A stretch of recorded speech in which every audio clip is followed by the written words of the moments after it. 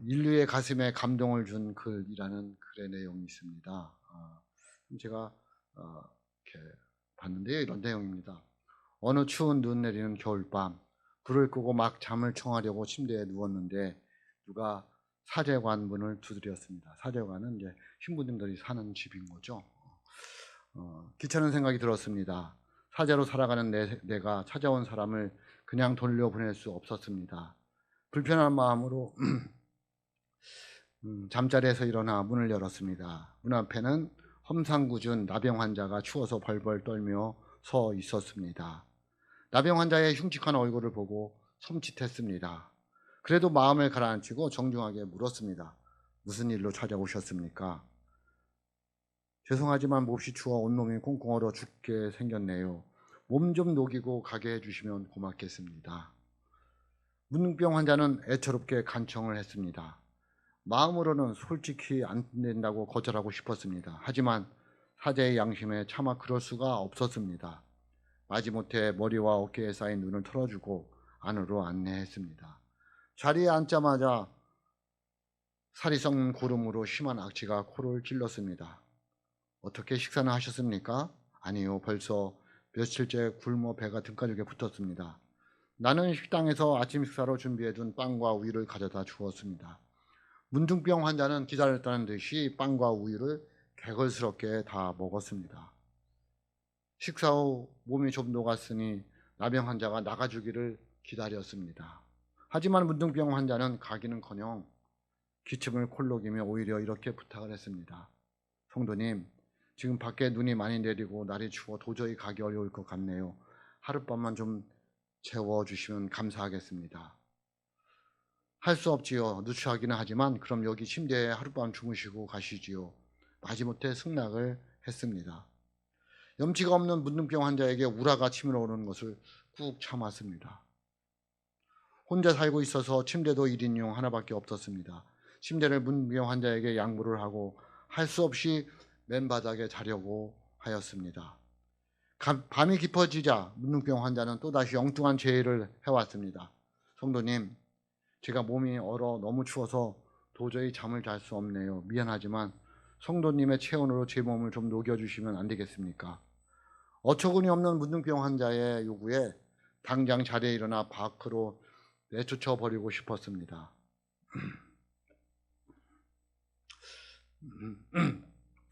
그러나 예수님이 자신을 위해 희생하신 십자가의 은혜를 생각하며 꾹 참고 그의 요구대로 옷을 모두 벗어버리고 알몸으로 그 문둥병 환자를 꼭 안고 침대에 누웠습니다.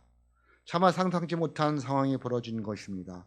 1인용 침대라 잠자리도 불편하고 고약한 냄새가 나는 문둥병 환자와 몸을 밀착시켜 자기 체온으로 녹여주며 잠을 청했습니다. 거의 잠을 못 이룰 것 같다고 생각했지만 자신도 모르게 꿈속으로 빠져 들어갔습니다. 꿈속에서 주님께서 환히 기쁘게 웃고 계셨습니다. 프란시스코야, 나는 네가 사랑하는 예수란다. 네가 나를 이렇게 극진히 대접했으니 하늘의 상이 클 것이다. 아, 주님, 나는 아무것도 주님께 드린 것이 없습니다. 꿈속에서 주님의 모습을 보고 깜짝 놀라 잠자리에서 일어났습니다. 벌써 날이 밝고 아침이었습니다. 그러나 침대에 같이 자고 있어야 할 문둥병 환자는 온데간데 없었습니다. 뿐만 아니라 고름 냄새가 배어 있어야 할 침대에는 오히려 향긋한 향기만 남아있을 뿐 문둥병 환자가 왔다간 흔적도 없이 사라져 버렸습니다. 아, 그분이 주님이셨군요. 주님의 부족한 저를 이렇게 찾아주셨군요. 감사합니다. 무릎을 꿇고 엎드려 기도했습니다. 모든 것을 깨닫고 밤에 문둥병 환자에게 부르짖음을 했던 자신의 태도를 회개하며 자신과 같이 비천한 사람을 찾아주신 하나님께 감사 기도를 올렸습니다. 이 기도가 바로 전 세계에서 가장 사랑받는 아시시의 프란시스코의 평화의 기도라는 기도입니다. 주님, 저를 평화의 도구로서 주소서. 미움이 있는 곳에 사랑을, 다툼이 있는 곳에 용서를, 분열이 있는 곳에 일치를, 의욕이 있는 곳에 신앙을, 그리움이 있는 곳에 진리를, 절망이 있는 곳에 희망을, 어둠이 있는 곳에 빛을, 슬픔이 있는 곳에 기쁨을 가져오는 자가 되게 하소서. 의로받기보다는 의로하며 이해받기보다는 이해하며 사랑받기보다는 사랑하게 하여 주소서. 우리는 줌으로써 받고 용서함으로 용서받으며 자기를 버리고 죽음으로써 영생을 얻기 때문입니다. 이 기도가 바로 가장 사랑받는 아시스의 프란시스코의 평화의 기도라는 시입니다. 여러분, 이 대점적인 기간을 보내면서 오신 예수님을 기다리고 오실 예수님을 기다리는 우리의 마음가짐 어때야 될까요? 고민해 봐야 됩니다. 기다림은 기독교 신앙에 있어 아주 중요한 일면입니다. 주님 다시 오십니다. 그리고 우리가 주님 앞에 섭니다. 우리가 하루하루 어떻게 살아가야 될까요? 어떤 마음을 가지고 이 겨울을 대림절 기간을 보내야 될까 고민해 봅니다. 오늘 본문 말씀을 보면 예수님께서 유대 명절에 예수님께서 예루살렘으로 올라가셨습니다. 오늘 우리에게 주신 말씀 1절 말씀 같이 봅니다. 1절입니다. 같이 보겠습니다. 시작. 그 후에 유대인의 명절이 되어 예수께서 예루살렘으로 올라가시니라. 아멘 라고 말씀하십니다. 유대인의 명절에 예수님께서 예루살렘 올라가셨는데 그 명절이 무슨 명절일까요? 알 수가 없습니다. 그래서 많은 학자들이 초막절이다, 6월절이다 이야기를 하고 있는데 제가 볼 때는 초막절인 것 같습니다. 왜냐하면 6월절 때 예수님께서 십자가에 돌아가시니까 그건 아직 아니니까 아마도 초막절이 아니었을까라고 생각을 해봅니다. 어쨌든 예수님께서 명절 때에 예루살렘 성으로 올라가시게 되는 거죠. 어디를 통해서? 양문을 통해서 올라갑니다. 그 양문은 2절에 보면 이렇게 말씀하고 있습니다. 2절입니다. 같이 봅니다. 시작. 예루살렘에 있는 양문 곁에 히브리 말로 베데스다라 하는 못이 있는데 거기에 행각 5이 있고 아멘 라고 말씀하고 있습니다.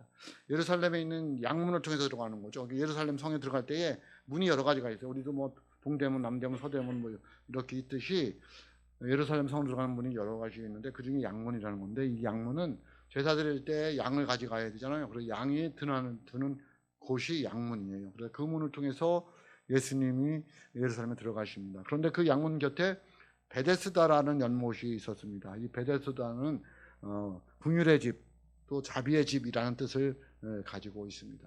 그런 베데스다 연못인데 그 주위에 행각이 5개 있습니다. 행각이라는 건 뭐냐면 우리나라로 말로 말하면 지붕이 있는 정자를 말하고 있습니다. 그 사람들이 쉴 수도 있고 그런 곳이죠. 그런 곳이 5곳이 있었습니다. 거기에 누가 있었느냐 하면 많은 병자들이 거기에 있었다고 말씀하고 있습니다. 자비의 집, 긍휼의 집을 뜻을 가지고 있는 그 베데스다 연못 가에는 5개의 행각이 있었는데 거기에 수많은 병자들이 있었다라고 이렇게 말씀하고 있습니다. 3절 말씀입니다. 같이 봅니다. 시작. 그 안에 많은 병자, 맹인, 다리 저는 사람, 혈기 많은 사람들이 누워 물의 움직임을 기다리니 아멘. 많은 병자라고 말하고 있는데요. 여기서 많은 병자는 뒤에 있는 이런 많은 병자가 아니라 몸이 약한 사람들 있잖아요. 태어나서부터 아픈 사람들, 연약한 사람들, 그런 많은 병자들이 내적인 병을 가지고 있는 사람들, 보이지 않는 초소한 병을 가지고 있는 사람들이 거기에 많이 몰려 있더라는 거예요. 거기에 이제 보이지 않는 사람, 다리 저는 사람, 혈기 많은 사람이 누워 있다. 혈기 많은 사람들은 마비증을 가지고 있는 사람을 말하고 있는데요. 아마도 이런 중풍병 환자가 아닐까라고 생각하면서 이 38년 된 자도 혈기 마른 병자였다라고 이렇게 말하고 있습니다. 그래서 움직일 수 없어서 누워 있는 거죠. 그럼에도 불구하고 이들이 거기에 모여 있던 것은 그 연못 가사에 있는 그 연못에 있는 물이 움직일 때에 뭐 소용돌이 칠 때라고 해야 될까요? 하여튼 움직일 때에 들어가면 낫는다는 걸 뭐 하면 제일 먼저 들어가면 그래서 거기에 다 모여 있는 거예요. 4절 말씀 보세요. 4절 말씀입니다. 같이 봅니다. 시작. 이는 천사가 가끔 못에 내려와 물을 움직이게 하는데 움직인 후에 먼저 들어가는 자는 어떤 병에 걸렸든지 낫게 되밀어라. 아멘. 우리들이 급하면 물에 빠지면 지푸라기라도 잡는다고 하잖아요. 그러니까 이 말을 듣고 사람들이 많이 몰려드는 거죠. 그런데 이 중풍병, 마른 38년 된 마른 혈기를 가진 이 병자는 들어갈 수가 없잖아요. 베데스다 연못에 수많은 병자들이 모여 있는데 거기에 들어갈 수 있는 사람은 한 사람이라는 거예요. 어떻게 들어가겠어요? 그러면서 제가 고민해 봤습니다. 오늘날 베데스다는 어디일까요? 오늘날 베데스다는 어디냐는 거예요. 저는 저와 여러분들 예배드리는 이 자리가 베데스다라는 거죠. 교회가 오늘날 교회가 베데스다 연못이라는 거예요. 수많은 병자들이, 아픈 사람들이, 문제 있는 사람들이 모인 곳이 교회라는 거죠. 그곳이 베데스다라는 거죠. 왜? 치료받고 싶어서, 회복되고 싶어서, 해결받고 싶어서, 그리고 예수님 만나서 모든 문제들이 형통하고 싶어서 주님 앞에 나와 모여있는 이곳이 베데스다 연못이라는 거죠. 그러므로 여러분, 이 베데스다 연못에 모여야 됩니다. 주님은 우리를 오늘 우리도 초청합니다. 오라고. 이사야서 55장 1절에 보면 이렇게 말씀하고 있습니다. 같이 읽어봅니다. 시작. 오라 너희 목마른 자들아 물로 나아오라. 돈 없는 자도 오라. 너희는 와서 사 먹되 돈 없이 값 없이 와서 포도주와 젖을 사라. 아멘. 오라는 거예요. 그런데 이러한 베데스다에는 어떤 사람들이 모였습니까? 각가지 병을 앓고 있는 사람들이 모였습니다. 앞을 볼 수 없는 사람, 다리를 저는 사람, 거동조차 할 수 없는 사람, 하나같이 심각한 문제만 가지고 직면한 사람들이 모인 곳이 베데스다 연못이었습니다. 오늘날 문제투성이를 가지고 모인 곳이 교회입니다. 우리 교회에 무슨 문제가 있다고 생각하지 마시고 여러분 자신이 문제투성이라고 생각을 해야 됩니다. 그 문제투성이들이 모인 곳이 교회입니다. 인정해야 됩니다. 안 그런 척 하지 말고, 아, 내가 문제가 있구나, 내가 아픔이 있구나, 내가 인생의 문제, 신앙의 문제, 여러 가지 문제를 가지고 있는 문제투성이의 인간이구나 라는 것을 인정하고, 그런 사람들이 모인 것이 교회다. 그래서 교회도 문제가 있을 수밖에 없다 라는 것을 인정해야 됩니다. 그리고 그 답은 어디서 찾아야 되냐면 이 베데스다 연못에 있던 38년 된 병자에게서 찾아야 됩니다. 어떻게 해결해야 되겠느냐는 거예요. 여러분, 우리도 문제가 없는 사람이 어디 있어요? 다 문제가 있다는 거죠. 문제투성인 거죠. 말씀을 전하는 전도 문제투성이고요. 말씀을 듣는 여러분도 문제가 많잖아요. 문제투성이잖아요. 이혜인 시인의 이런 시가 있습니다. 괜찮은 척하며 사는 거지. 예? 그렇죠? 다 문제가 있고 아픔이 있고 어려움이 있고 고난이 있음에도 불구하고 그냥 괜찮은 척하고 살아가는 것이지 문제가 없고 어려움이 없는 건 아니잖아요. 그래서 이혜인 시인이 이런 시, 괜찮은 척하며 사는 거 이렇습니다. 사람들은 제각기 괜찮은 척하며 살아가는 거지. 그러나 괜찮은 사람은 아무도 없습니다. 아프지 않은 척하며 살아가는 거지. 그러나 아프지 않은 사람은 없습니다. 힘들지 않은 척하며 이겨내는 거지. 그러나 힘들지 않은 사람은 하나도 없습니다. 사람들은 보이지 않지만 모두 자신만의 삶의 무게를 이고 지고 살아가고 있습니다. 남의 집은 가벼워 보이고 내 집은 무겁게 느끼며 그렇게 살아가고 있을 뿐입니다. 모퉁이를 돌아가 봐야 거기에 무엇이 있는지 확실히 알 수 있습니다. 보지 않고 아는 척 해봐야 득되는 게 아무것도 없지요. 바람이 불고 비가 쏟아져 아픔과 고민이 다 쓸려간다 해도 꼭 붙들어야 할 것이 있으니 바로 믿음이라는 마음입니다. 여러분, 인생의 문제를 가득 담고 있는 우리는 뭘 가지고 있어야 돼요? 믿음이라는 마음을 가지고 살아가야 된다라고 말씀하고 있습니다. 우리들이 살아가면서 병균이 가장 많은 곳이 어디일까요? 예? 병원인 거죠. 병원에 가면 아픈 사람들이 병균이 들킬들킬할 거잖아요. 근데 아프면 어디 갑니까? 병원에를 가야 됩니다. 그래야 치료받을 수 있습니다. 교회에 문제가 있을 수밖에 없습니다.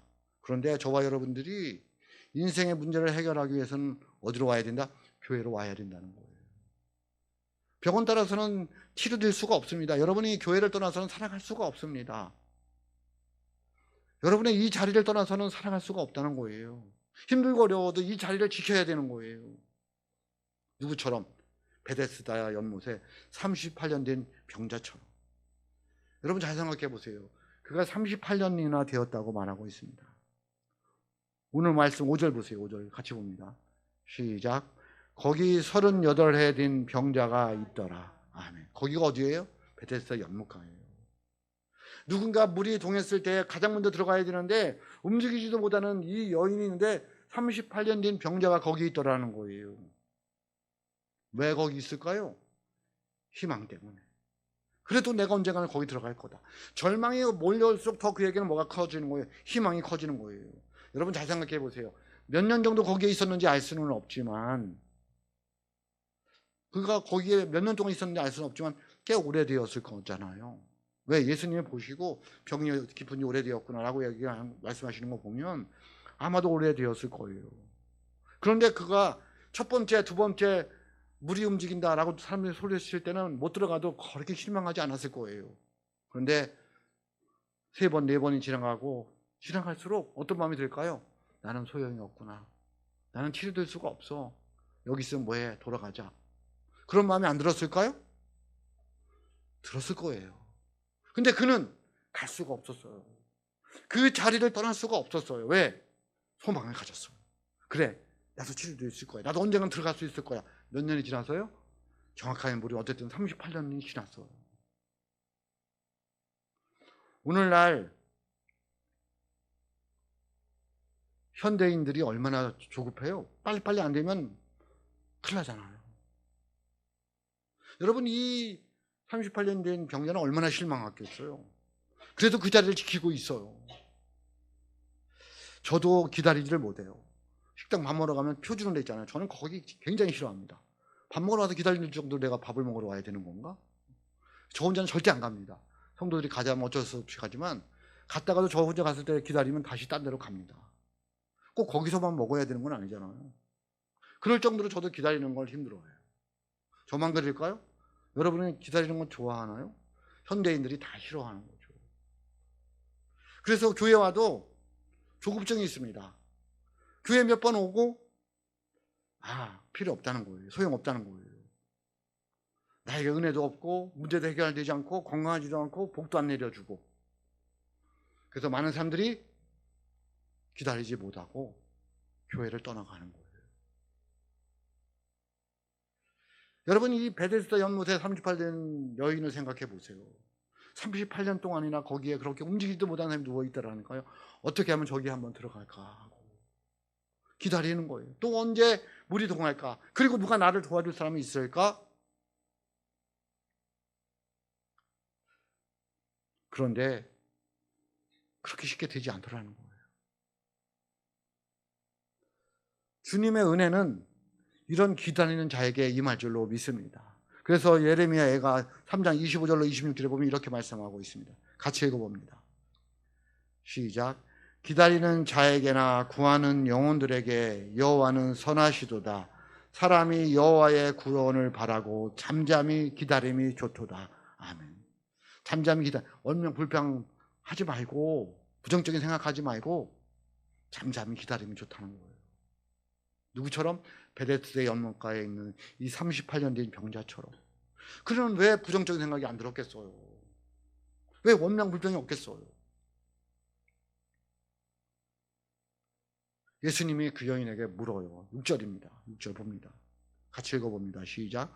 예수께서 그 누우신 것을 보시고 병이 벌써 오래된 줄 아시고 이르시되 네가 낫고자 하느냐. 아멘. 여러분, 이 정도 되면 뭐라 할까요? 아니요, 저 그냥 이대로 살다 죽겠습니다. 뭐 이럴 수도 있잖아요. 몇 년 동안? 38년 동안 병자로 있었으니까. 그리고 또 예수님이 물은 것은 당연히 낫고자 대답할 거잖아요. 근데 그 당시에는 아닐 수도 있다는 거예요. 왜냐하면 그렇게 살아야지 빌어먹을 수라도 있다는 거예요. 네? 동양, 우리말로 동양이라는 말이 이게 제가 찾아보질 않았는데 빌어먹을 수 있다는 거죠. 도와달라고. 네? 도와달라고 할 수 있다는 거. 아프니까. 근데 나면 일을 해야 되잖아요. 뭐를 해먹고 살아갈지 모르잖아요. 차라리 나 그냥 이렇게 빌어먹고 살다가 제 인생 마감하겠습니다. 이럴 수도 있더라는 거예요. 그래서 예수님이 물은 거예요. 정말 내가 낫고자 하느냐는 거예요. 여러분, 그 음성이 우리에게 묻는 거예요. 야, 길상아, 너 정말 낫고자 하느냐? 묻으시는 거라니까요. 여러분, 우리 기도해놓고 안 믿는 게 얼마나 많아요.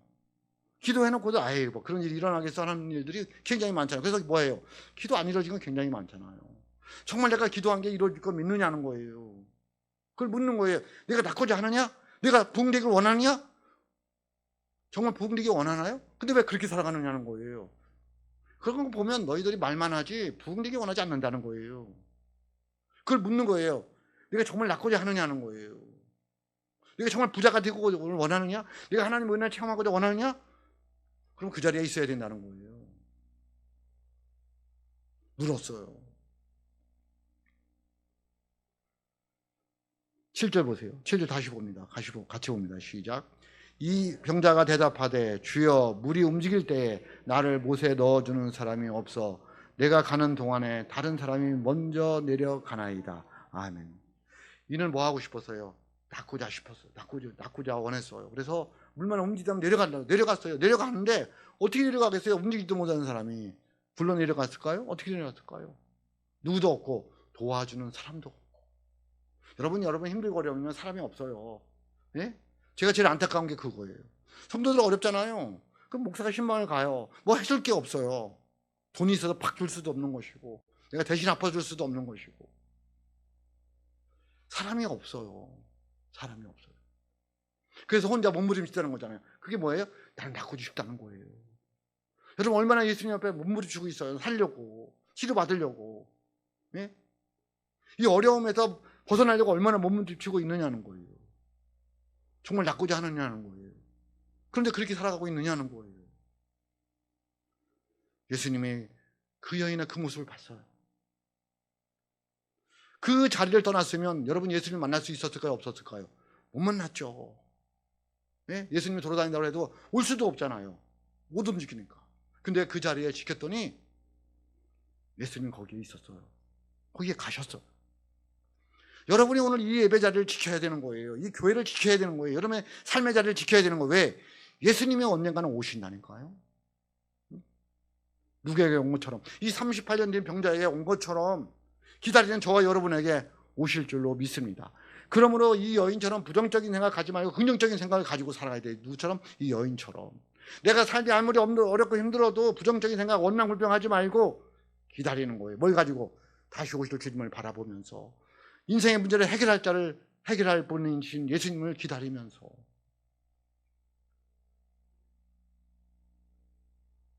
예수님이 그 여인을 보고 그렇게 얘기했잖아요.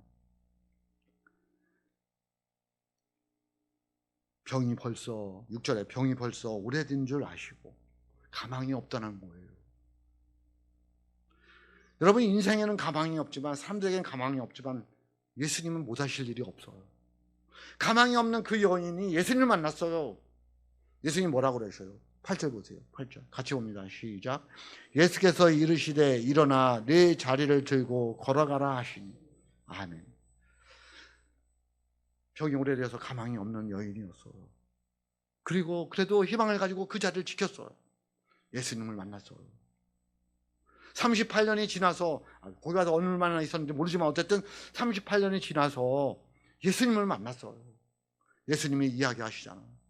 일어나 내 자리를 들고 걸어가라. 뭐하라? 걸어가라는 거예요.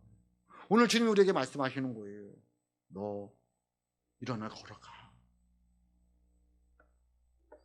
순종해야죠. 그 일어나 걸어가는 건 뭐예요?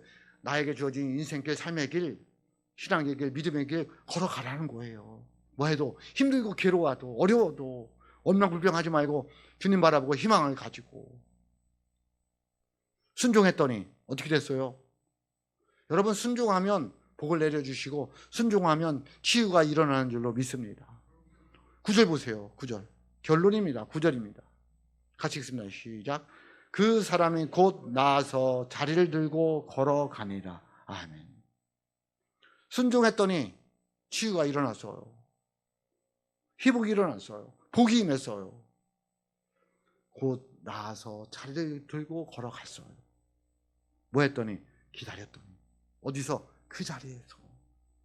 내 삶의 자리에서, 내 인생의 자리에서, 내 신앙의 자리에서 지켰더니, 그 예배의 자리에서 지켰더니, 그 교회에서 지켰더니 예수님이 오셔서 일어나 걸어가라. 곧 나아서 걸어가는 역사가 일어났다는 거예요.